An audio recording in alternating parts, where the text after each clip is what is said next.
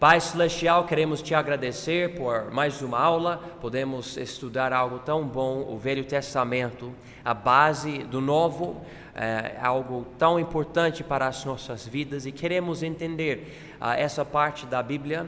Toda a Bíblia é a Tua Palavra, é perfeita, é pura, é boa e é necessária. E pedimos que o Senhor use essas coisas durante essa aula em nossas vidas, hoje à noite, em nome de Jesus Cristo, por favor. Amém.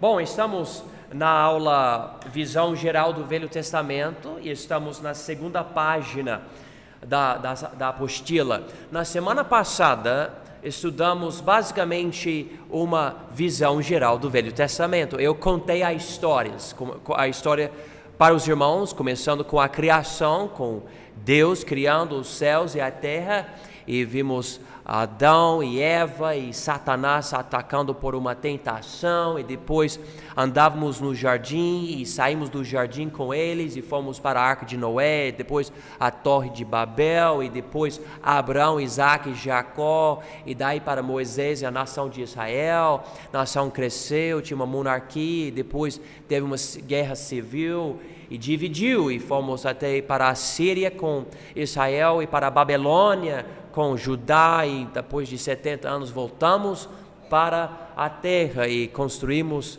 com Judá o templo e depois os muros da cidade de Jerusalém, e assim termina o Velho Testamento. Então eu contei novamente agora para vocês o Velho Testamento. Quando você tem certos detalhes assim, você pode entender a ideia básica, e daí você volta para os livros do Velho Testamento e você coloca os livros, as pessoas, os detalhes, os eventos, e fica muito mais claro. Eu posso ouvir de uma história na Bíblia, e por causa dessa estrutura que eu agora tenho, que outras pessoas me passaram, eu consigo pensar, peraí, eu sei mais ou menos onde está essa história. E daí eu tenho o contexto da história, eu tenho a revelação, até uma certa progressão, entendendo onde está aquela história. Isso ajuda bastante, porque alguém pode falar, mas a Bíblia fala o seguinte, e você fala, tudo bem, a Bíblia fala, mas essa palavra que você acabou de mencionar está nesse livro da Bíblia, que faz parte desse contexto aqui. E daí você não precisa sempre estudar todo detalhe toda vez, porque você tem um contexto geral. Então, tendo uma visão geral do Velho Testamento e tendo uma visão geral do Novo Testamento, é algo importantíssimo, porque o contexto é o rei do nosso estudo. E se você não tiver contexto, você pode interpretar algo de uma forma bem errada. Então, continuamos aqui a ordem dos fundamentos contextuais da Bíblia, aqui no finzinho da segunda página da nossa apostila. A compreensão da história contada nos dois testamentos bíblicos se torna possível somente no fundamento correto. Gênesis 1:1 é a primeira camada do fundamento e prepara o leitor para a próxima. Note a ordem na seguinte imagem. Então aqui nessa imagem, na terceira página, a ordem dos fundamentos contextuais da Bíblia. E temos nessa pirâmide aqui, em cima, a sétima camada, as palavras, a Bíblia. E nós estamos querendo ver algo aqui. Eu quero entender a Bíblia. Levanta sua mão se você quiser entender a Bíblia. Eu quero entender. Muito bem. Mas para entender a Bíblia, eu preciso entender algo. Para eu entender a Bíblia, eu preciso dessa outra camada que vem embaixo, que apoia a Bíblia, que é o Novo Testamento. Para você entender a Bíblia, você tem que entender o Novo Testamento. Mas, para você entender o Novo Testamento, você precisa entender o Velho Testamento. Mas, para você entender o Velho Testamento, você tem que entender o Pentateuco. Pentateuco são os primeiros 5 livros do Velho Testamento. Para entender o Pentateuco, você tem que entender o primeiro livro do Pentateuco, que é o livro de Gênesis, o primeiro livro da Bíblia. E para você entender o livro de Gênesis, na verdade, eu poderia dividir o livro de Gênesis em duas partes. Seria bom você entender capítulos de 1 a 11. 1 a 11. E para entender essa parte, você precisa entender Gênesis 1 a 3, que é a penúltima camada aqui.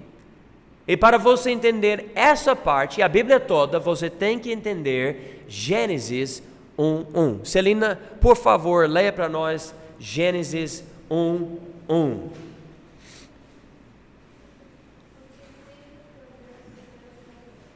Então, no princípio criou Deus os céus e a terra. Por ler e por crer em Gênesis 1:1, você resolve muitos problemas. Muitos problemas. Note aqui na apostila. Gênesis 1:1 diz: no princípio criou Deus o céu e a terra. E tem certas versões que dizem os céus e a terra, e outras que dizem o céu e a terra. Mas continua. Estas poucas palavras estabelecem um contexto bem amplo, especificamente de que, número 1, Deus é o Criador de tudo, céus e terra. Então, assim que você acreditar que Deus criou os céus e a terra, você entende que Ele é o Criador e o resto é a criação. Já resolve isso. Você não precisa procurar outros deuses ou outras fontes da criação. Se você acreditar em Gênesis 1:1, você já tem essa base. No princípio, Deus criou os céus e a terra. Segunda coisa aqui, a matéria não é eterna. Olha aqui, diz no princípio. No princípio. O Apocalipse nos ensina que Deus não tem princípio, não tem fim, Ele é o princípio, Ele é o fim. Então esse princípio aqui, em Gênesis 1:1, não é o princípio de Deus, é o princípio do tempo, é o princípio da criação, mas não é o princípio dele, Ele é eterno. No princípio criou, então Ele já existia, Ele já entendia, Ele já sabia criar, e no princípio Ele criou. Só através do primeiro versículo da Bíblia. Terceira coisa, o ateísmo é errado. Claro, não existe isso porque Deus existe. Se você acreditar em Gênesis 1:1, você não precisa se preocupar com a ideia que Deus não existe. Quarta coisa, o politeísmo é errado. Levanta sua mão se você não entende a palavra politeísmo. Levanta sua mão, alguém não entende. Quer dizer que há muitos deuses. Poli quer dizer muitos. Politeísmo é errado. Quando você tem essa expressão aqui no princípio, criou Deus, os céus e a terra, você não precisa ficar, mas será que há outro Deus e vai existir uma batalha entre os deuses e eu preciso escolher o Deus certo? Ou será que, não, já ficou resolvido esse problema, há um só. Quinta coisa aqui, o panteísmo é errado. Alguém não entende a palavra panteísmo? Panteísmo é a ideia que as coisas são Deus. Então essa cadeira, essa mesa, esse microfone, esse relógio, são Deus. E irmãos, há muita pessoa hoje em dia que ensina panteísmo. Nós precisamos tomar conta da terra, ela é nossa mãe. Tem gente que literalmente abraçam árvores. Eu vi pessoas indo para uma floresta chorando para os espíritos das árvores, não sei, porque pessoas estavam cortando as árvores, tendo um culto para as árvores, né? Mas quando você acredita em Gênesis 1:1, você não precisa pensar, essa cadeira tem uma alma, o sol tem um espírito. Não, tudo é a criação, Deus, o Criador, né? Continuamos aqui, a sexta coisa, o agnosticismo é errado. A pessoa fala, olha, eu não sei se Deus existe ou não, mas... E todo mundo aqui conhece alguém que pensa desse jeito, né? Mas se você acreditar em Gênesis 1:1, já resolve tudo isso. Deus criou, né? Então não precisa se preocupar. A sétima coisa, o fatalismo é errado também. Fatalismo, a ideia é que você vai para ninguém sabe onde e quem sabe o que vai acontecer. Mas aqui você no princípio criou Deus, os céus e a terra. Então você tem um Criador, uma criação, e Ele tem razão, Ele está fazendo algo. Então, assim que você chegar aqui em Gênesis 1, a primeira coisa que você deve querer fazer é conhecer esse Deus. Eu quero conhecê-lo. E o resto da Bíblia está revelando Ele para nós. Amém? Então você vai estudando esse livro e você vai ver Adão e Eva e Abraão e Moisés e Davi e Salomão e Elias e Eliseu e Malaquias e Mateus, Marcos, Lucas e João. Mas o tempo todo a pessoa principal da história é Deus. É Deus, quem Ele é. Por causa disso dizemos que a Bíblia é a revelação progressiva de Deus. E Paulo conclui de uma forma muito sucinta aqui. Olha, Romanos 1:20, colocamos aqui na apostila. As suas coisas invisíveis, desde a criação do mundo, tanto o seu eterno poder, como a sua divindade, se entendem e claramente se veem pelas coisas que estão criadas, para que eles fiquem inexcusáveis. Aqui ele chega à conclusão da criação, como a criação resolve a questão das coisas invisíveis. Gênesis 1:1, Romanos 1:20. Agora vamos para o próximo parágrafo. Teologicamente falando, porém, e um grande porém aqui, o Novo Testamento tira o véu grosso que cobre o Velho Testamento, e marcamos aqui 2 Coríntios 3:16. Sirley pode procurar e ler para nós 2 Coríntios 3:16, enquanto eu leio o resto desse parágrafo aqui.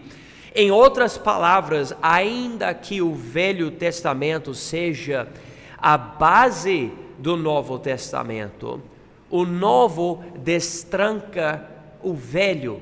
A conclusão de um estudo geral das Escrituras é que Jesus Cristo é o cerne de tudo, mas o nome dele se encontra somente no Novo Testamento. Sirley, pode ler, por favor, 2 Coríntios 3, versículo 16. Mas quando se converteram ao Senhor, então o véu se tirará. Muito bem, fala aqui sobre o véu, sobre os judeus, o véu no coração deles. O Novo Testamento, eles não acreditavam. Paulo está explicando aqui, quando se converterem ao Senhor, aqui a ideia de se arrepender para receber o Novo Testamento, a revelação de Jesus, o Evangelho, esse véu vai ser tirado. Então, vamos entender algo. O Velho Testamento é uma revelação, mas o Novo Testamento tira o véu do velho. Eu falei para vocês que o velho me ajude a entender o novo, mas o novo tira o véu, teologicamente falando, do velho. Então eu preciso do velho para entender o novo, eu preciso do novo para entender o velho, para entender o contexto histórico do novo, eu preciso do velho. Porém, para eu entender a teologia, a doutrina, as profecias, etc., do velho, eu volto para o novo.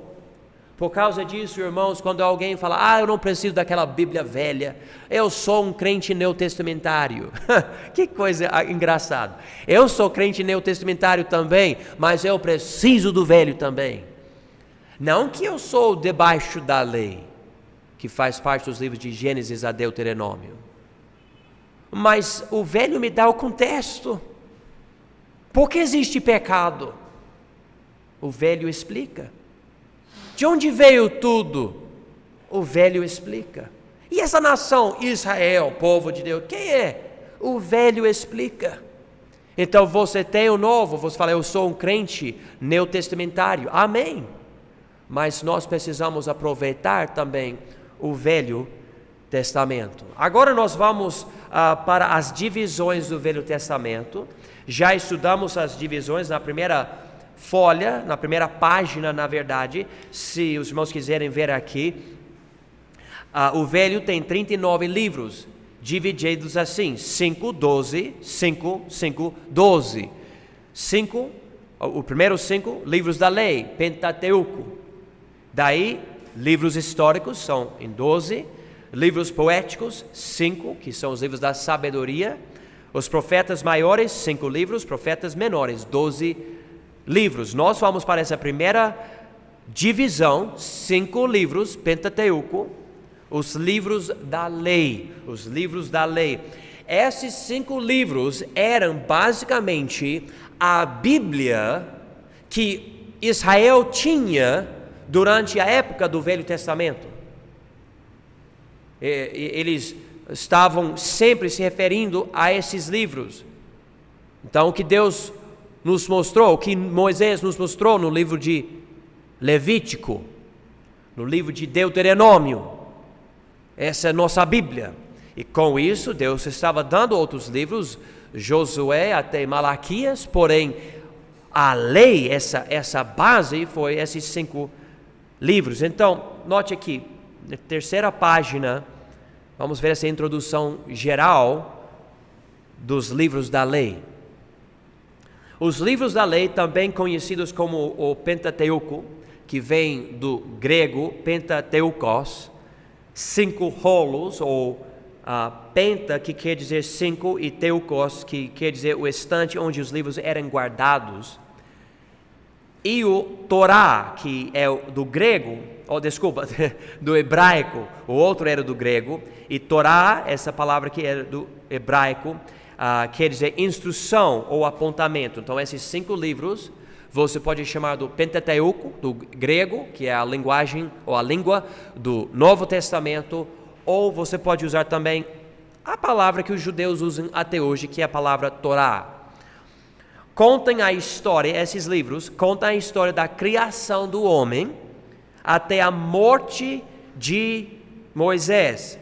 Mostram a formação da nação de Israel e contam os 613 mandamentos, inclusive os famosos 10 mandamentos. Alguém já memorizou os 10 mandamentos? Alguém já tentou memorizar? Não? Seria bom memorizar os 10 mandamentos, né? Que formavam a base da aliança entre Israel e Deus. Vamos ver isso, vamos para o livro de Êxodo. E Edivaldo, pode ler para nós aqui, Êxodo 34, por favor. O Edivaldo vai ler versículo 28. Isso, Êxodo 34, 28.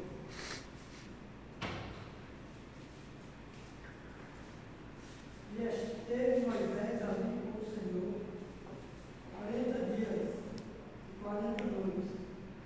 Não comeu pão, nem bebeu água. Escreveu nas tábuas as palavras do concerto, os 10 mandamentos. Isso, na sua versão disse do concerto, aqui na ACF, as palavras da aliança. Aliança. E ele diz aqui quais são as palavras da aliança. Note aqui, os 10 mandamentos. Irmãos, isso é tão importante. A base da aliança velha, do Velho Testamento, ou são os 10 mandamentos. Eu enfatizo isso porque muita pessoa fala, mas então, para entrar no Novo Testamento, para ser salvo, para nascer de novo, etc., para ir para o céu, eu tenho que guardar os 10 mandamentos. Nós temos o Novo Testamento hoje. Essas palavras, esses 10 mandamentos são as palavras da aliança com Israel. Não quer dizer que devemos ficar desobedecendo todos os 10 mandamentos, mas precisamos entender que a base da nossa aliança com Cristo não é os 10 mandamentos. Não é. Essas são as palavras que formam a aliança que Deus tinha com Abraão, Isaac, Jacó, família deles, na verdade Moisés, Davi, Jeremias, essa aliança. Mas nós hoje temos outra aliança baseada no sangue de Jesus. No sangue de Jesus, não os 10 mandamentos. Engraçado e triste. Deus usou Moisés e falou: olha, vocês vão ter que guardar esses mandamentos. E o povo falou: muito bem, beleza. Então temos as palavras, vamos obedecer. Problema, eles não conseguiram obedecer. Eles, olha, leia o Velho Testamento, tanta coisa boa sobre Deus, mas é um livro muito triste, não é? Toda hora você chega, o povo de Israel, e toda hora o povo está pecando e pecando e pecando e pecando e pecando. E na verdade você leia, quando tiver a oportunidade, Gênesis a Deuteronômio, você pode contar os mandamentos. Não tem somente esses 10 que formam as palavras da aliança, tem 613 mandamentos. Alguém já memorizou todos esses mandamentos? Creio que não, né? Muito mandamento, muito. Né? Mas formou a base. E por que tanto mandamento? É porque duas coisas. Deus é tão perfeito, tão santo, que ele exige muito, mas o homem é tão pecaminoso, é tão maligno, que ele não faz o certo em toda a área da vida dele. Então Deus formou 613 mandamentos. Mas um resumo dos 613 são os 10. E se você for para o Novo Testamento, Jesus dá um resumo dos 10 para dizendo: você tem que amar Deus com tudo que você é. Vamos continuar aqui. Estes 5 livros são inspirados por Deus, assim como o resto da Bíblia. O escritor destes livros é Moisés, ainda que haja grupos modernos que querem negar isto, dividindo a autoria entre várias pessoas não conhecidas. Aceitamos que alguém depois da morte de Moisés concluiu o livro de Deuteronômio, mas a Bíblia não explica os detalhes. O Pentateuco foi escrito entre 1450 e 1410 AC. Deus confiou estas sagradas escrituras aos judeus. Nós podemos notar isso em Romanos 3, 1 e 2. Vamos ver isso rapidinho, por favor, irmãos. E Erivaldo, pode ler, por favor, Romanos 3, versículos 1 e 2. Romanos 3, versículos 1 e 2. Por favor, Erivaldo. O parágrafo continua aqui. O restante do Velho Testamento revela como Israel, de Josué a Malaquias, obedecia e desobedecia estes 5 livros da lei. Desculpa. Isso, Romanos 3, versículos 1 e 2. Qual é, pois, a vantagem do judeu? Ou qual a utilidade da circuncisão? Muita, em todo o sentido, porque, primeiramente, as palavras de Deus lhe foram confiadas. Não é uma coisa incrível? Deus confiou as palavras dele nas mãos dos israelitas, mas é isso que ele fez, e Paulo confirma isso aqui em Romanos 3, versículos 1 e 2. Eu li algo para os irmãos, vou explicar rapidinho. Nossa igreja e nosso instituto nós consideramos esse livro a palavra de Deus, pura e perfeita, sem erro. E se eu encontrar algo aqui que eu não entendo, ou eu nem concordo, eu digo: olha, a Bíblia não tem erro, é que eu não entendi. E irmãos, quando eu tenho essa fé e fico estudando para entender, Deus me mostra algo. Ele me mostra a profundeza desse livro que eu não tenho, que eu preciso. Esse livro é perfeito. Então, se Jesus, em Mateus, Marcos, Lucas e João, diz que Moisés é o autor dos livros de Gênesis, Êxodo, Levítico, Números e Deuteronômio, então eu vou aceitar isso, ainda que a maioria dos estudiosos hoje falem que Moisés não é o autor, ou eu devo dizer o escritor, porque é o Espírito Santo que é o autor. Eu não vou seguir, mas então você está indo contra todos esses estudos. Muitas das pessoas que estudam as Bíblias nas universidades nem são crentes. Infelizmente, tem muitas igrejas, por causa da hierarquia e o modo de usar os dízimos, estão mandando seus dízimos para a sede que manda seu dinheiro para esses ateus nessas universidades. Nós precisamos pensar nisso, errado isso. Nós precisamos seguir estudiosos que acreditam. Eu quero um pastor tomando conta das ovelhas, não lobo. Lobo vai matar. E nós precisamos entender isso, mas eu garanto, se você passar tempo, por exemplo, vai lá na Wikipedia hoje, estuda qualquer coisa que estou ensinando, e logo você vai encontrar alguém falando, mas Moisés não escreveu essas coisas. Foi outro cara, na verdade foi 5 caras, 4 caras diferentes, ninguém sabe quem, mas com certeza não foi Moisés. Essas pessoas não têm base para falar isso, não tem prova nenhuma, mas ficam falando isso como se fosse a verdade. Mesma coisa com a teoria da evolução. Os caras encontram uma novidade e falam, então de fato é isso. Mas é só mais uma coisa que pode ser chamada somente uma teoria. Mas fala que é fato. Mas não é fato, é teoria. Não é fato. Mas quanto a mim, Jesus não é teoria, ele é fato. O que ele fala é verdade. Eu aceito o que Jesus fala. Ele disse é Moisés, então eu aceito Jesus. Mais do que um cara hoje em dia que nem morava ou nem vivia naquela época. E eu vou acreditar nesse cara que nem acredita que a Bíblia é a palavra de Deus. Jesus diz que Jesus não nasceu de uma virgem, não acredita em milagres, fala que a terra é de milhões e milhões, bilhões de anos e tudo isso, discordando de tudo que a Bíblia fala. Não, desculpa, mas nós não vamos acreditar dessa forma, porque nós acreditamos em Deus primeiro, e nós vamos determinar o que nós acreditamos sobre a ciência e tudo o resto através da palavra. Através da palavra. A palavra é nossa lente. Não é outra coisa, não é a ciência. A ciência é boa, mas não essas outras coisas. Vamos então, irmãos, terminar essa lição hoje, e semana que vem nós vamos começar a estudar cada livro do Velho Testamento. Vai ser rápido. E nós vamos ver Gênesis, Êxodo, Levítico, Números e Deuteronômio semana que vem.